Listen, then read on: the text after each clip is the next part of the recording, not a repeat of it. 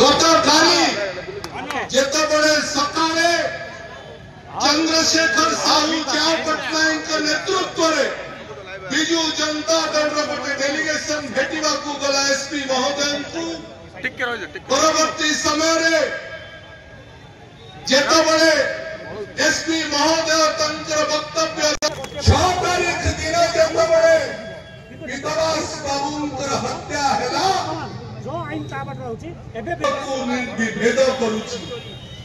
हठात किरी 12 दिन जो दिन सरी गला ब्रह्म जे पुलिस रो बड़ा बड़ा ऑफिसर माने कही थिले कुआडे सर्किट हाउस रे जे जदी ए इंटरोगेशन आमे जो दिगरे करूचू जदी सटीक भाव हठात किरी 12-13 दिन परे 2 दिन 1.5 दिन भितरे पूरा भारत वर्ष रे बधुए प्रथम इंटरोगेशन हेतिबो जो इंटरोगेशन रे विक्रम बाबू को गिरफ्त करा गला गोटाए बेले घरू आनिकरी सकाळ 10टा बेले थाना रो बाहर करी एसपी ऑफिस रे किंतु ताहा हेला नाही बंधुगण बोधुए भारत वर्ष रे प्रथम इन्वेस्टिगेशन हेतिबो जो थरे जहाकू